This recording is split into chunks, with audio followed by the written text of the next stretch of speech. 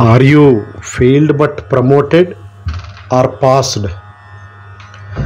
ధర్మ సాధన జ్ఞానబోధ అంతా ఎగ్జామ్లో ఫెయిల్డ్ బట్ ప్రమోటెడ్ వంటిది. అనుభవం మాత్రమే ఎగ్జామ్లో పాస్ వంటిది. ఎందుకంటే అహంకారం నాశనం కాని లౌకిక దశలో లౌకికునికి చేసే ధర్మబోధ, చిత్తశుద్ధి కొరకు సాధక దశలో సాధకునికి చేసే సాధనా సంబంధ బోధ, గురువు మీద విశ్వాసము ఓర్పుతో ఉన్నప్పుడు ఉత్తమ సాధకుడు లేదా జ్ఞానికి చేసే జ్ఞానబోధ అంతా దొంగ చేతికి తాళం చెవి ఇచ్చినట్లే చేసేది. అందుకే ఇదంతా ఎగ్జామ్లో ఫెయిల్డ్ బట్ ప్రమోటెడ్ వంటిది.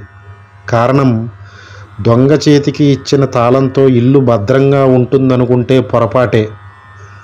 అలాగే అహంకారమే పెద్ద దొంగ అయినప్పుడు అహంకారం నాశనం కాని స్థితిలో ఏ విధమైన బోధ అయినా పూర్తి ప్రయోజనాన్ని ఇవ్వదు. కానీ జీవునికి ఎంతో కొంత ఆధ్యాత్మిక ఉన్నతిని ప్రసాదిస్తుంది.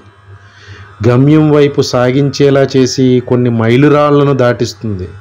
తప్పితే గమ్యం చేరినట్లు కాదు. అందుకే ఫెయిల్డ్ బట్ ప్రమోటెడ్ అనడం జరిగింది. ఆ ఉన్నతి ఏమంటే ధర్మాచరణ ద్వారా లౌకికుడు సాధకుడుగా మారి, సాధన ద్వారా సాధకుడు ఉత్తమ సాధకుడుగా మారిన ప్రమోషన్ అంతే. రిజల్ట్ మాత్రం రాలేదు. కానీ ఉత్తమ సాధకుడు జ్ఞాని గురువు మీద విశ్వాసము ఓర్పుతో శ్రవణ మననాదులను నిధిధ్యాసకు చేరిస్తే కాల పరిపక్వం చేత ఈశ్వర కటాక్షం చేత ఒక్క క్షణంలో జ్ఞానం అనుభవమైనప్పుడు మాత్రమే ఎగ్జామ్లో పాస్ అయినట్లు. అందుకనే ధర్మాచరణను చూసుకుని, సాధనను చూసుకుని, జ్ఞానాన్ని చూసుకుని విర్రవేయక్కర్లేదు. అదే పరమావధి అని. ఇదంతా ఎగ్జామ్లో ఫెయిల్డ్ బట్ ప్రమోటెడ్ కేసెస్. విశ్వాసము ఓర్పు ద్వారా సాధనను ఇంకా తీవ్రం చేసి అనుభవం చేసుకుని ఎగ్జామ్లో పాస్ అవ్వాల్సిందే.